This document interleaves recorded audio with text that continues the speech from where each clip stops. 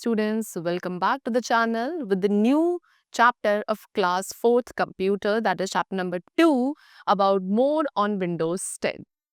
Alright, so in this session today we will learn about some more features of Windows 10 operating system. So let's start with it. See students, so as we all know that a computer needs an operating system for management. Our Windows is commonly used operating system and has many versions. Some versions of Windows are discussed below. What they saying कि एक computer को management के लिए operational होने के लिए operating system की requirement होती है। और अगर बात करें विंडोज़ की तो विंडोज़ एक बहुत ही कॉमनली यूज्ड होने वाला ऑपरेटिंग सिस्टम है जिसके बहुत सारे वर्जन्स आज तक क्या हो चुके हैं, डिस्कवर हुए हैं। ठीक है, some of the versions have been discussed over here like Windows 98, Windows XP, Windows Vista, Windows 7, 8, 8.1, 10, 11। So ये क्या है, डिफरेंट वर्जन्स है विंडोज के which have been launched till the date. So first of all we will learn about the features of Windows. Windows के features क्या है student, सबसे पहले हम वो डिस्कस करेंगे। तो विंडो एक इजी यूजर इंटरफेस हमें प्रोवाइड करता है। For example it creates a new folder with a click of mouse button. Example given है कि आप इसमें बहुत इजीली एक न्यू फोल्डर क्रिएट कर सकते हो सिंपल एक माउस बटन के क्लिक के थ्रू। सो दैट मीन्स व्हाट कि बहुत ही easy user interface operating system है। Secondly Windows run on any hardware. Windows किसी भी हार्डवेयर पे रन कर सकता है जिस पे आप इसे इंस्टॉल करेंगे। And also most of the hardware को ये रिकॉग्नाइज कर लेता है which you plug into it. Alright, आपको केवल क्या करना है, विंडोज इंस्टॉलेशन डिस्क को एक बार परचेज करना है and then it could recognise and run on any hardware which you have installed और plug into it.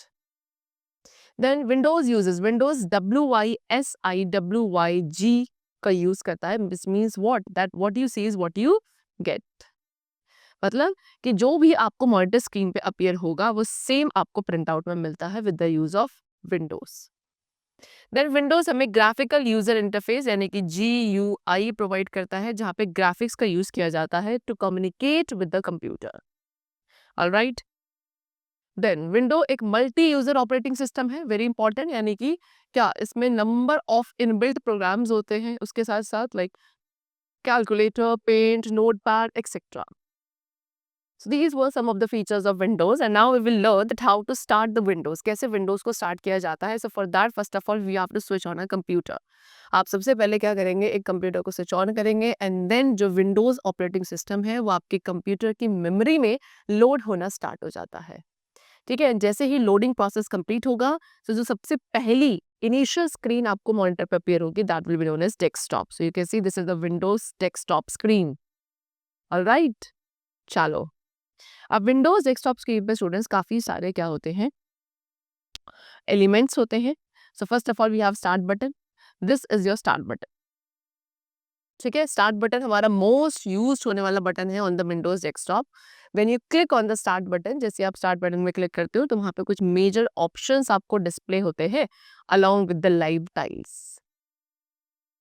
Then we have this PC. This PC के अंदर क्या होता है, कंप्यूटर, हार्ड डिस्क, CD और DVD या किसी भी अदर एक्सटर्नल स्टोरेज मीडिया के कंटेंट्स डिस्प्ले होते हैं such as pen drive.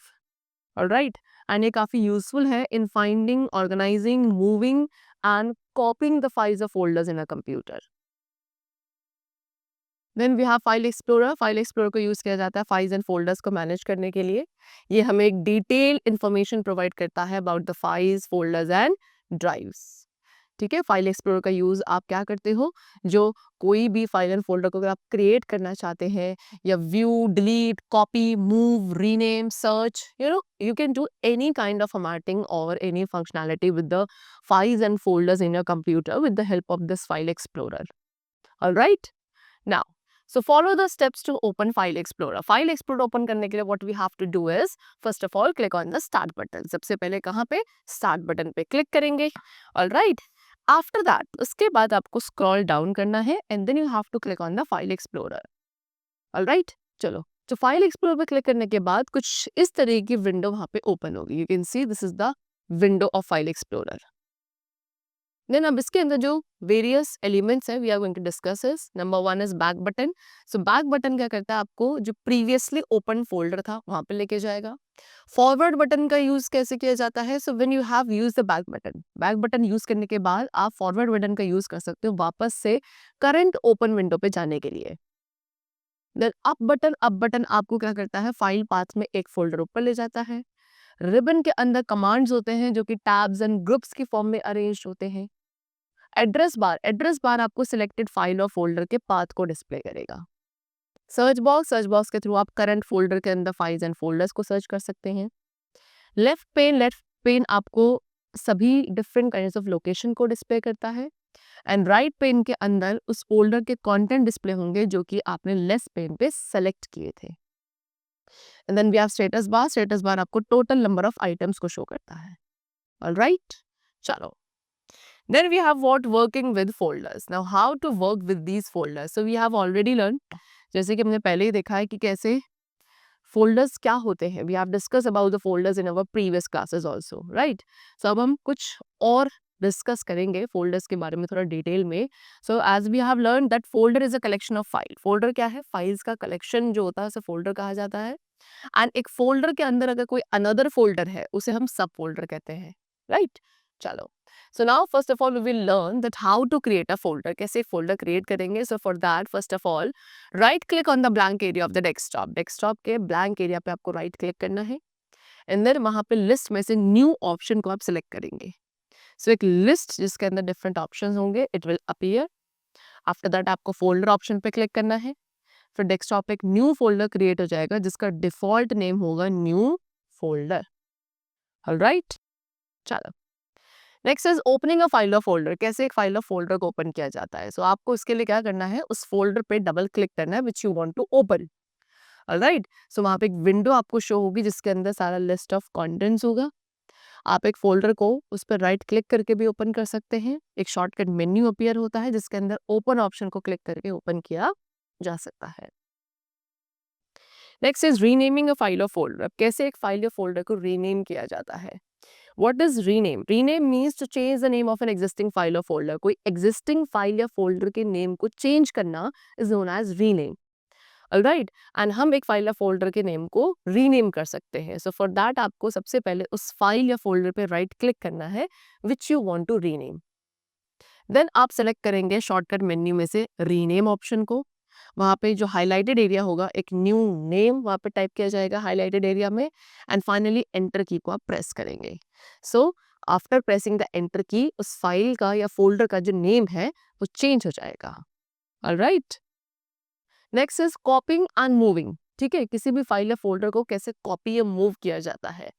Copy means to create the duplicate copy. ठीक है, कॉपी का मतलब होता है फोल्डर की एक डुप्लीकेट कॉपी क्रिएट करना विदाउट डिलीटिंग इट. उसको उसकी ओरिजिनल लोकेशन से डिलीट किए बिना किसी भी फाइल फोल्डर की डुप्लीकेट कॉपी बनाना is known as copying. And moving का मतलब होता है क्या, उस फाइल या फोल्डर को उसकी ओरिजिनल लोकेशन से न्यू लोकेशन में ट्रांसफर करना. So now they have given you some steps to copy and move an file या फोल्डर. सो फॉर दैट आपको क्या करना है, उस फाइल पे राइट क्लिक करना है which you want to copy. Alright, then उसके बाद आप शॉर्टकट मेन्यू में से कॉपी ऑप्शन को सिलेक्ट करेंगे. आफ्टर दैट आप उस लोकेशन पे क्लिक करेंगे जहां पे आप उस फाइल या फोल्डर को कॉपी करना चाहते हैं. एंड आफ्टर दैट आप क्या करेंगे, अपने उस एम्प्टी एरिया, उस लोकेशन के एम्प्टी एरिया पे आपको राइट क्लिक करना है. एंड देन आपको वहां पे क्लिक करना है on the paste option. Alright, चलो. Then we have deleting a file और फोल्डर. आप किसी फाइल या फोल्डर को डिलीट भी कर सकते हैं. सो फॉर दैट अगेन आपको उस फाइल या फोल्डर पे राइट क्लिक करना है which has to be deleted. Alright, and then shortcut menu में से डिलीट ऑप्शन को आप सेलेक्ट करेंगे. वो सिलेक्टेड फाइल या फोल्डर डिलीट हो जाएगी एंड रिसाइकल बिन में चली जाएगी फॉर द टेम्पररी बेसिस. ठीक है, सो इफ यू वांट कि आप उसे परमानेंटली अगर डिलीट करना चाहते हैं तो आप उसे रिसाइकल बिन में से जाके परमानेंट डिलीट भी कर सकते हैं. रिस्टोर करना चाहते हैं तो अगेन रिसाइकल बिन में से जाके उसे रिस्टोर भी किया जा सकता है. And then they have given again a method also कि आप फाइल या फोल्डर को डिलीट करने के लिए सिंपली उस पर क्लिक करके एंटर की को भी डिलीट की को भी प्रेस कर सकते हैं from the keyboard just to delete and to move it to the recycle bin. Alright, चलो. Then is restoring deleted files. As I told you कि हम डिलीटेड फाइल्स को रिस्टोर कर सकते हैं, ठीक है। सो डिलीटेड फाइल्स या फोल्डर्स जो है they are temporarily stored in the recycle bin. कहाँ टेम्पररी स्टोर होती है वो? रिसाइकल बिन में। एंड आप उसको रिस्टोर भी कर सकते हैं। कैसे? सो फर्स्ट ऑफ ऑल आपको डेस्कटॉप स्क्रीन पे जो रिसाइकल बिन का आइकन होता है वहां जाके डबल क्लिक करना है, ऑलराइट। एंड देन उस फाइल या फोल्डर को आप सेलेक्ट करेंगे which has to be restored.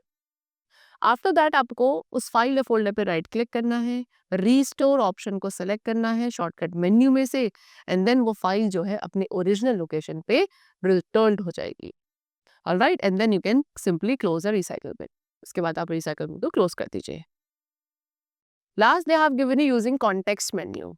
C context menu appears upon right clicking on any icon. जब भी आप किसी आइकन पर राइट क्लिक करते हो तो वहां पे कॉन्टेक्स्ट मेन्यू अपीयर होता है, जिसको हम शॉर्टकट मेन्यू भी कहते हैं, ठीक है। एक entirely different list of option appears upon right clicking on the blank area of the desktop or any object. entirely एक different list of option आपको दिखती है अगर आप अपने डेस्कटॉप के ब्लैंक एरिया पे राइट क्लिक करते हो, किसी ऑब्जेक्ट पे राइट क्लिक करते हो, जिसे आप कॉन्टेक्स्ट मेन्यू कहेंगे, ठीक है।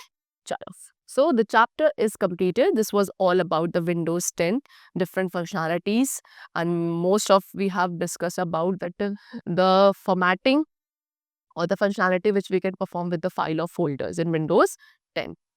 Alright, so the chapter is completed. I hope you must have understood it. Let's meet in the next session very soon. Till then, keep care of yourself, and thanks to everyone.